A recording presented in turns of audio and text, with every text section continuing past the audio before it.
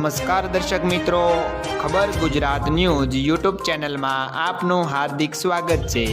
આજના તાજા અને સૌથી અગત્યના સમાચાર જાણીએ તે પહેલાં અમારી ચેનલને ઝડપથી સબસ્ક્રાઇબ કરી લેજો। તો આજના તાજા સમાચાર જોઈએ તો 45 વર્ષ બાદ યમુનાનું પાણી તાજમહેલની દિવાલને સ્પર્શ્યું। ઉત્તર ભારતમાં અવિતરણીય વરસાદ અને નદીઓના જળસ્તર વધવાને કારણે અનેક પ્રકારની પરિસ્થિતિનો સામનો કરવો પડી રહ્યો છે। ત્યારે આગ્રામાં યમુના નદી ખતરનાકના નિશાનને પાર કરી ગઈ છે। છેલ્લા 25 વર્ષ પછી યમુનાનું પાણી તાજમહેલની દિવાલને સ્પર્શ્યું છે। છેલ્લે આવું 1978માં થયું હતું। જોકે હવામાન વિભાગે હજી આગામી 5 દિવસ દરમિયાન ઉત્તરાખંડ, હિમાચલ પ્રદેશ અને ઉત્તર પ્રદેશમાં ભારેથી અતિભારે વરસાદની આગાહી પણ કરેલી છે।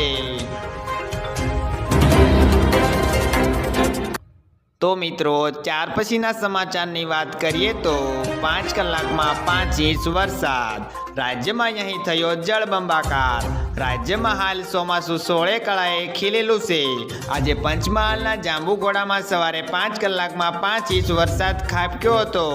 એક તરફ સાર્વત્રિક વરસાદને પગલે ખેડૂતોમાં ખુશીઓનો માહોલ પણ છે, તો બીજી તરફ જાંબુઘોડાના બોરડોલી વચ્ચે નદી પરના પુલનો કેટલોક ભાગ વરસાદમાં ક્ષતિગ્રસ્ત થયો હતો, જેથી અહીંનો ટ્રાફિક ડાયવર્ઝન કરાયો હતો।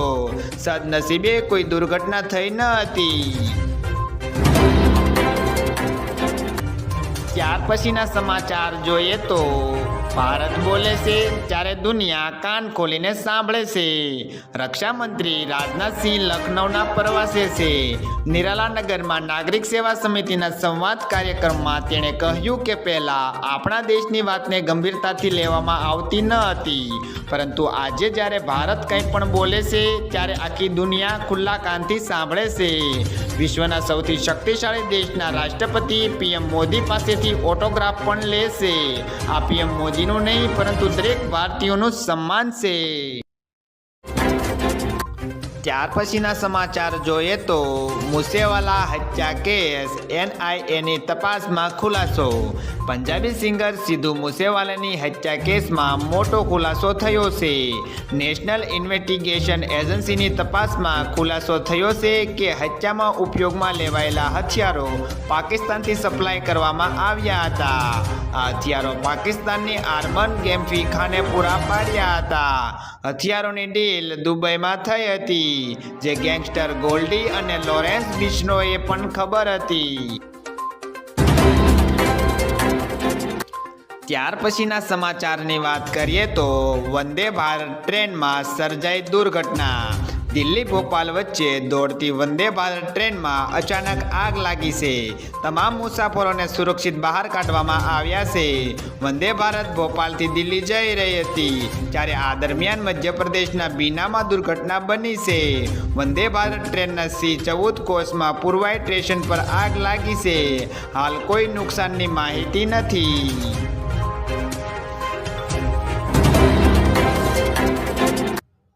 ત્યાર પછીના સમાચાર જોઈએ તો સરકાર દ્વારા શાળા બંધ કરવાની જાહેરાત। દેશના અનેક રાજ્યોમાં ભારે વરસાદને કારણે પૂરની સ્થિતિ યથાવત છે। આ સ્થિતિમાં આ રાજ્યોમાં સરકારી અને ખાનગી શાળાઓમાં રજા જાહેર કરવામાં આવી છે। દિલ્હીમાં યમુના નદીનું જળસ્તર વધવાને કારણે અનેક વિસ્તારોમાં પૂરના પાણી ઘૂસી ગયા છે। આ સ્થિતિમાં આજે અને 18મી જુલાઈ તમામ શાળાઓમાં રજા રહેશે।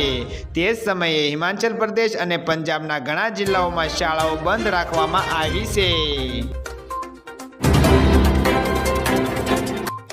તો મિત્રો, ત્યાર પછીના સમાચારની વાત કરીએ તો કચ્છમાં ભૂકંપનો આંચકો। આજે વહેલી સવારે કચ્છમાં ભૂકંપનો આંચકો આવ્યો છે, જેમાં 2.6ની તીવ્રતાનો આંચકો અનુભવાયો છે। જ્યારે નેશનલ સેન્ટર ફોર સિસ્મોલોજી અનુસાર કચ્છની 27 કિમી દૂર દયાપર પાસે તેનું એપી સેન્ટર છે। જોકે ભૂકંપના આંચકાનો અનુભવ થતાં જ લોકો ઘરની બહાર દોડી ગયા હતા।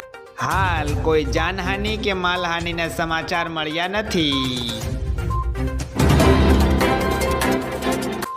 ત્યાર પછીના સમાચારની વાત કરીએ તો ગૃહમંત્રીની હાજરીમાં કરવામાં આવશે ડ્રગ્સનો નાશ. આજે દેશના અનેક વિસ્તારોમાં કુલ 1.44 લાખ કિલો ડ્રગ્સનો નાશ કરવામાં આવશે. આ દરમિયાન કેન્દ્રીય ગૃહમંત્રી અમિત શાહ પણ હાજર રહેશે. તેઓ વર્ચ્યુઅલ રીતે આ પ્રોગ્રામનો એક ભાગ બનશે. આજે નાશ કરવામાં આવનાર માદક દ્રવ્યોમાં નાર્કોટિક્સ કંટ્રોલ બ્યુરોના હૈદરાબાદ યુનિટ દ્વારા 6590 કિલોગ્રામ, ઇન્દોર યુનિટ દ્વારા 822 કિલો અને જમ્મુ કાશ્મીર યુનિટ દ્વારા 356 કિલોગ્રામ ડ્રગ્સનો સમાવેશ થાય છે. તો મિત્રો, ત્યાર પછીના સમાચારની વાત કરીએ તો અધમ મોંઘવારી. 1 કિલો લોટની કિંમત ₹320 થઈ.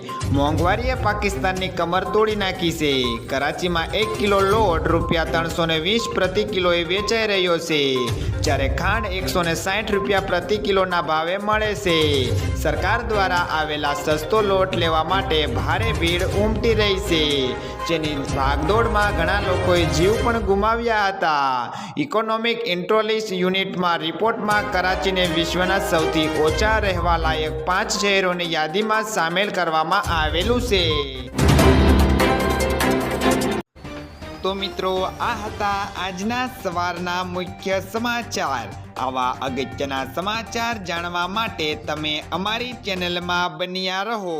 આભાર.